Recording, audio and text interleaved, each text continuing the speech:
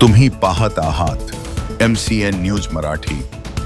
कृषी तंत्रज्ञानाचा जागर खरीप हंगाम मोहीम 2026 अंतर्गत योगा हॉल नगर परिषद जळगाव जामोद येथे 21 एप्रिल 2026 रोजी विधानसभा मतदारसंघाचे आमदार डॉक्टर संजय कुटे यांच्या अध्यक्षतेखाली संपन्न झाली। यावेळी तहसीलदार पवन पाटील, तहसीलदार प्रशांत पाटील, गटविकास अधिकारी पायघन आणि तांत्रिक मार्गदर्शक संजय उमाळे यांच्यासह अनेक मान्यवर प्रामुख्याने उपस्थित होते। येणाऱ्या काळात अल नीनो वादळाचा अंदाज वर्तवण्यात आला आहे, त्यामुळे शेतकरी बंधूंनी कृषी क्षेत्रातील तज्ज्ञ व्यक्तींकडून मार्गदर्शन घेऊन नियोजन करण्याचे आवाहन याप्रसंगी करण्यात आले।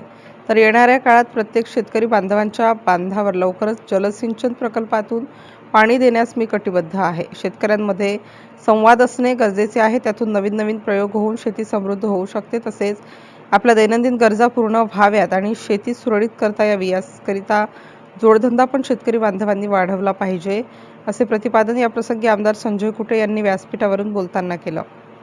याप्रसंगी संग्रामपूर आणि जळगाव जामोद तालुक्यातील प्रगतिशील शेतकरी बंधूंना कृषी विभागातर्फे आमदार डॉक्टर संजय कुटे यांच्या हस्ते प्रमाणपत्र वाटप करण्यात आलं।